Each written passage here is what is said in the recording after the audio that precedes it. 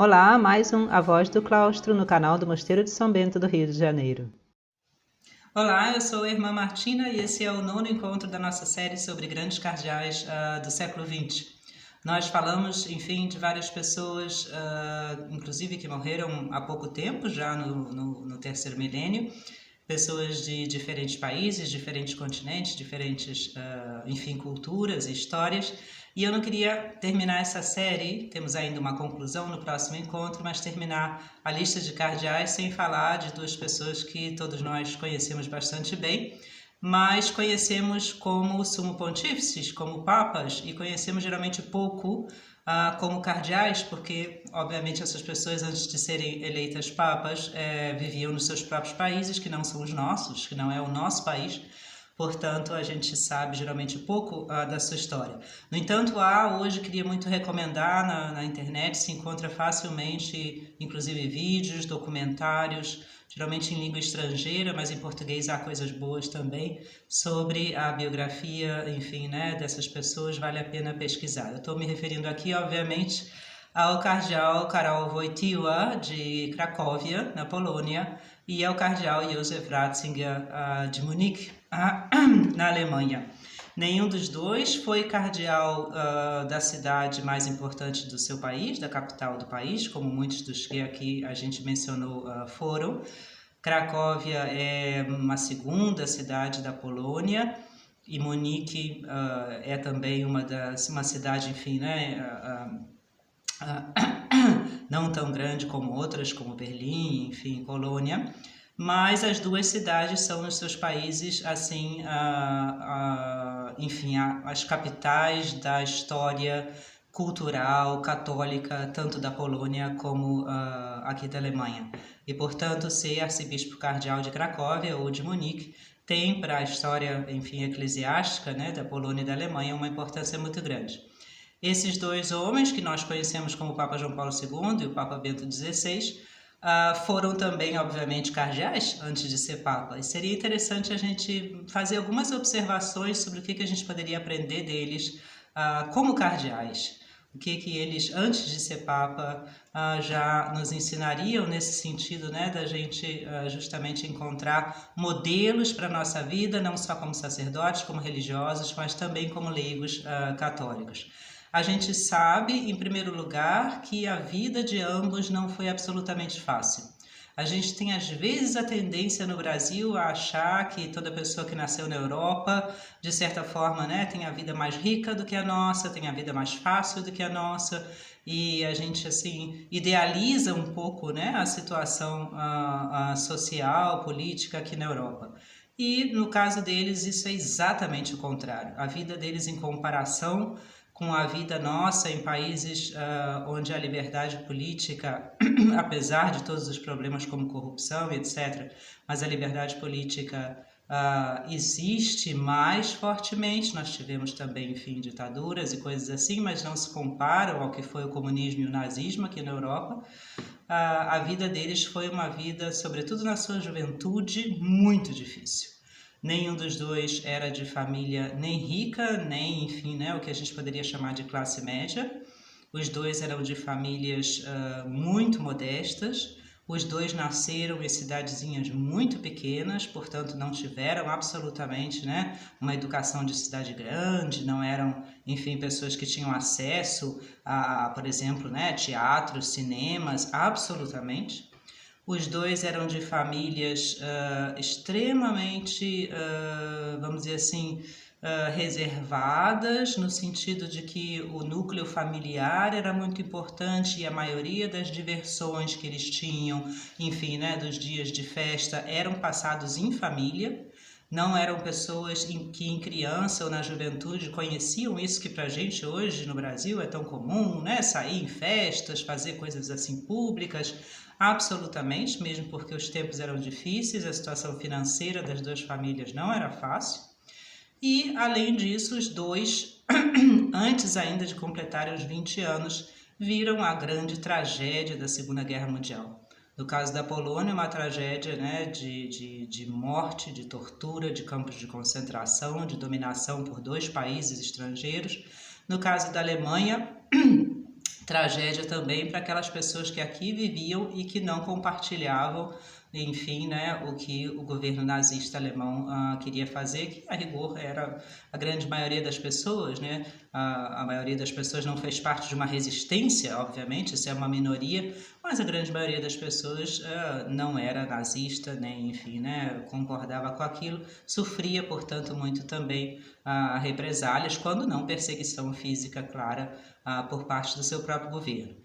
O Papa Bento XVI, né, a gente sabe, ele foi inclusive forçado a entrar para o exército alemão com 16 anos de idade. Imagina o que é isso para um menino, né? Ser tirado da escola, no caso dele já estava no seminário, à força, sem absolutamente, né, ser perguntado, nem poder discutir isso com os pais, absolutamente, ser tirado à força da sua escola para ser posto como um soldado no exército com 16 anos de idade, enfim, né, totalmente longe da sua família, totalmente longe de tudo aquilo que lhe dava a segurança na vida, um exército que ele não queria, enfim, né, no qual ele não queria fazer parte por uma ideologia que ele detestava. Imagina o medo que isso significa, a insegurança que isso significa para a vida de uma pessoa. Situações muito duras que a gente imagina, enfim, né, às vezes não consegue nem imaginar. O Papa João Paulo II, por outro lado, Karol Wojtyła, com 17, 18 anos, ele viu, né, a sua pátria ser invadida e ele já tinha perdido tudo. A mãe com 9 anos, o único irmão com 12 e agora no meio dessa guerra perde o pai com 18, 19 anos. Se vê sozinho no mundo, sem dinheiro, sem casa, sem mais, né, o seu curso universitário, porque a universidade é fechada, os professores são mandados para campos de concentração. A gente tem até dificuldade de imaginar o que é psicologicamente, né, o peso dessa sua experiência da juventude para um homem assim. E, no entanto, era um homem cheio de alegria, cheio de segurança, cheio de paz, né? Amado por isso, né? O Papa João Paulo II, enfim, irradiava segurança, paz, amor. E o cardeal Ratzinger, o futuro Papa Bento XVI, de uma forma diferente, uma personalidade mais típica acadêmica, né? Tímida, mas também uma pessoa de uma boa educação, de uma amabilidade com os outros. A gente imagina o que custou a esses homens, o que custou a essas pessoas, né, passar por cima no sentido de realmente perdoar, de realmente, enfim, né, entregar nas mãos de Deus todo esse sofrimento que eles viveram, enfim, na sua juventude. E ainda assim, depois da guerra, as suas vidas também não foram fáceis, sobretudo aí, né, do Papa João Paulo II, porque ele viveu toda a sua vida num país que era comunista. E isso queria dizer, de certa forma, uma vida constantemente em luta e constantemente com medo, né? Havia também prisões, havia também torturas e assim por diante. É uma vida que não descansa nunca, nem durante a noite você dorme sossegado, porque você não sabe se a polícia secreta vai bater na sua porta, sobretudo se você é padre e depois ainda bispo, né, arcebispo e cardeal. É uma vida de constante vigilância, vigilância do que você fala, vigilância de com quem você fala, né? E você, como líder da sua diocese, está obviamente, né? Tem hoje em dia, né? Se podem consultar, por exemplo, todas enfim, né, reportagens que o Partido Comunista fazia sobre ele, todos os documentos secretos e etc. Para o cardeal Ratzinger, isso era muito mais fácil. A Alemanha, depois da guerra, a Alemanha na qual ele viveu, a Alemanha Ocidental, já era um país democrático, um país livre, esse medo não havia, mas sim havia todo o drama do pós-guerra, né? A Alemanha passou, até que a Alemanha se recuperasse, se de novo abrisse, vamos dizer assim, a vida internacional normal, foram 10, 20 anos de esforços. E há uma vergonha muito grande do passado do país, né? Há todo um sentimento de culpa porque você fez parte de um país que teve esse regime, embora você mesmo fosse contra esse regime. É uma situação também histórica, cultural, muito complicada. E, no entanto, esses dois homens foram,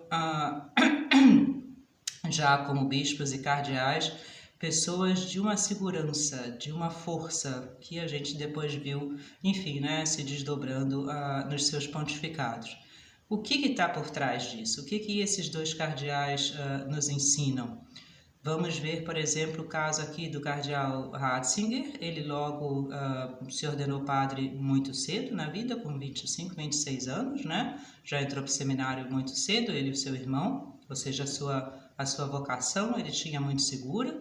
E logo depois de ordenado, ele, enfim, né, mais ou menos escolheu, porque isso na Alemanha é possível, para um sacerdote, a carreira acadêmica. Ele sempre se sentiu muito mais um intelectual, um acadêmico, alguém que sabe muito melhor, né, se dedicar ao estudo e escrever do que um pastor, no sentido de lidar com as pessoas, de ser um organizador, etc. Então, muito cedo já na vida, ele, com licença do seu bispo, obviamente de Munique na época, entrou mais para essa carreira de vir a ser professor, que é o que ele veio a ser já muito jovem, né? Na casa dos 30 anos ele já era um professor universitário, que na Alemanha é enfim, né, posição muito respeitada, porque os exames, as provas que você precisa para isso são dificílimos. E ele, a rigor, essa era a sua vocação segundo os planos dele. Ele sempre quis ser um professor, realmente, né? Ele não quis, não era, vamos dizer assim, né, o que ele desejava, o que ele esperava, que ele viesse a ter um cargo administrativo ou um cargo pastoral. E como professor ele sofreu muito já, ele foi professor durante alguns anos, enfim, em duas universidades mais ao norte da Alemanha, depois foi professor na Universidade de Tübingen, que é uma universidade muito famosa na Alemanha, mas que a partir da década de 60 se tornou extremamente esquerdista, extremamente liberal. Ainda é hoje, mas enfim, né, hoje menos um pouco. Mas a Universidade de Tübingen viveu toda aquela, enfim, né, revolução estudantil da década de 60 e 70, havia inclusive violência física muito forte, né? E ele se sentiu, obviamente, ali muito mal, no sentido de que ele começou a ver que eu aqui não posso me dedicar ao trabalho acadêmico, né? A universidade foi fechada várias vezes, polícia entrou na universidade, né? Havia constantemente lutas com os alunos. Ele, a rigor, não fez parte dessas lutas, era uma pessoa muito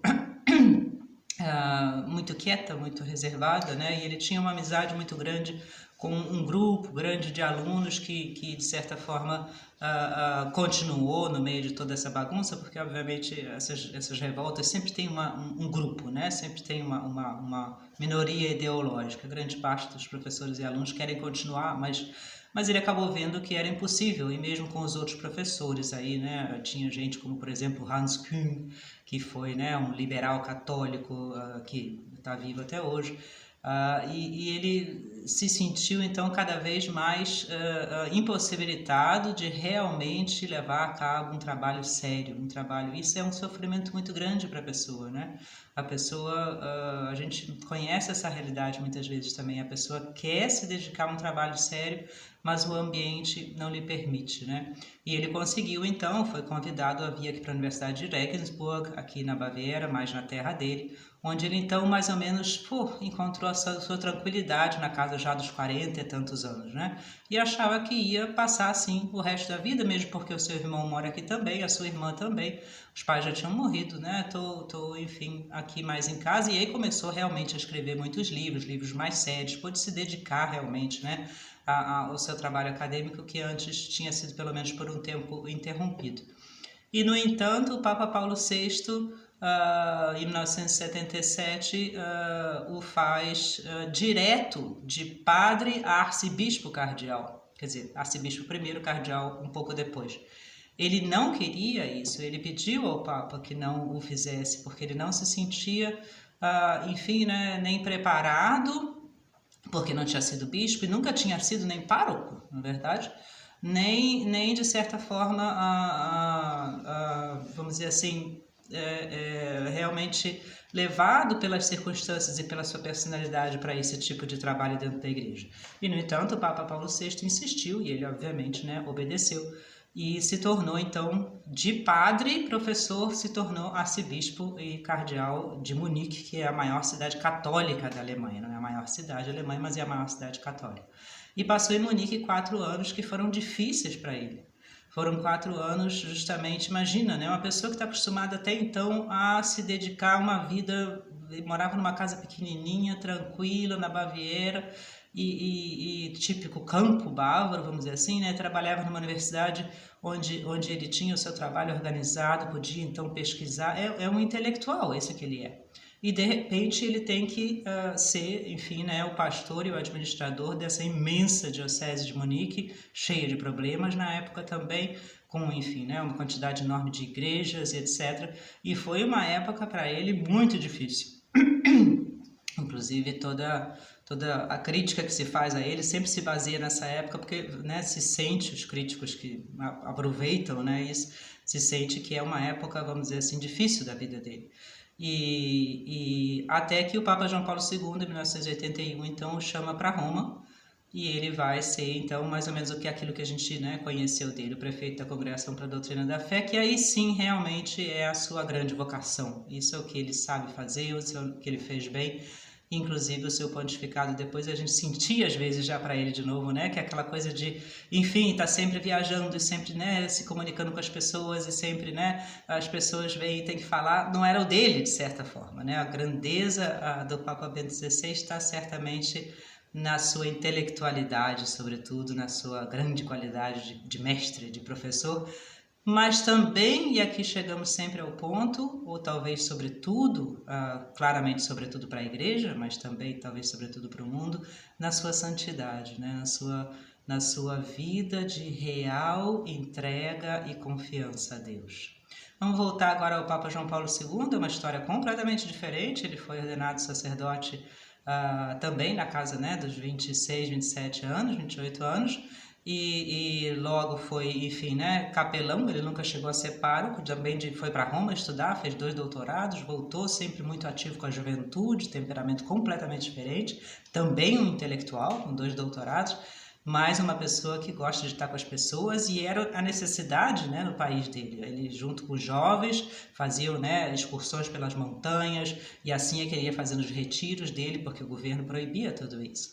E ele é feito, então, já bispo aos 38 anos, bispo auxiliar de Cracóvia. Para ele é uma surpresa, mas enfim, né, ele é o bispo mais jovem da Polônia na época, e logo em seguida ele é feito, enfim, arcebispo aos 44 anos e cardeal aos 47 anos, já da sua cidade, né, da cidade de Cracóvia. Ele não nasceu em Cracóvia, ali perto, mas enfim, sempre viveu em Cracóvia.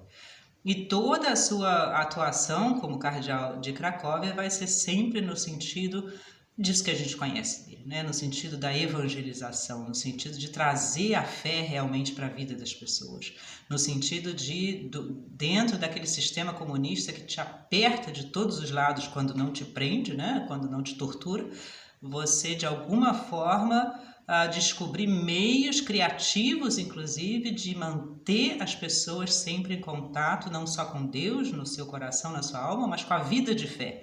Então ele fazia, né, enfim, procissões e tudo que ele conseguia fazer público, com os estudantes, com os alunos, com o pessoal jovem, com as famílias. Muito ele já se destaca aí, né, em toda a sua teologia, por exemplo, né, sobre a vida sexual, sobre a família, sobre, enfim, tudo isso que a gente conhece dele.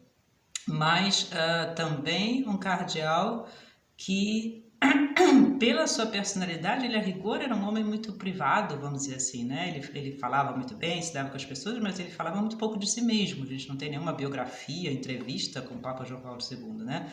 Ele era um místico, ele era uma pessoa de vida de oração. A gente vê, inclusive, às vezes nos vídeos dele, né?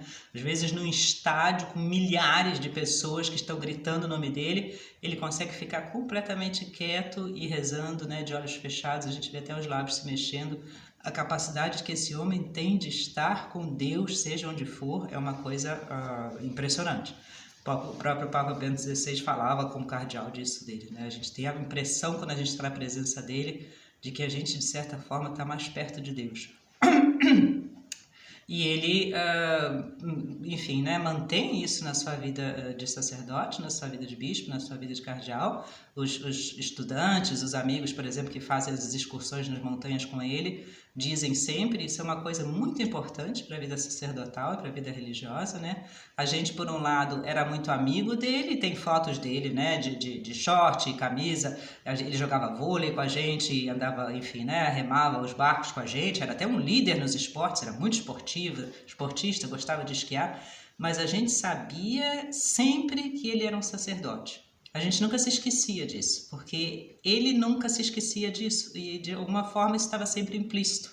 Ele não precisava nunca falar disso, mesmo porque, né, com os comunistas ali era sempre uma coisa meio perigosa você falar, né, em alta voz que você é sacerdote, a gente sabia disso, mas ele sempre se comportava como um sacerdote. Por exemplo, a gente sempre sabia que em alguns momentos do dia ele queria estar sozinho. Por exemplo, a gente sempre sabia que na hora certa ele ia tirar o breviário para rezar o breviário, né? Às vezes, enfim, né? Em cima de um banco de madeira, sentado no chão, ele sempre tinha esse contato com Deus. Muito bonito isso, né? Os amigos que eram casados diziam, assim como a gente sabia que tem momentos em que a gente, né, devia estar com a nossa família, com a nossa esposa, a gente sabia que ele tem os momentos em que ele tem que estar sozinho com Deus. E nesse sentido ele estava sempre muito conosco, mas sempre uma pessoa, de certa forma, separada, no sentido de que ele tem o seu próprio amor, né? Que é o amor de Deus, que é a sua consagração sacerdotal. Isso é muito bonito, isso é muito importante nesse entendimento dessa pastoral com jovens, dessa pastoral no mundo, né? Nunca o sacerdote ou o religioso deixar de cultivar em primeiro lugar, assim como a pessoa casada deve cultivar a sua família em primeiro lugar, nunca o sacerdote ou o religioso deixar de cultivar em primeiro lugar a sua relação com Deus. Uma relação especial, uma relação de pessoa consagrada a Deus e uma relação de amor, porque é o amor que mantém a vida consagrada e a fidelidade sacerdotal, não é a teologia, não é a discussão filosófica, é o amor, como ele mesmo, né, o Papa João Paulo II tantas vezes dizia.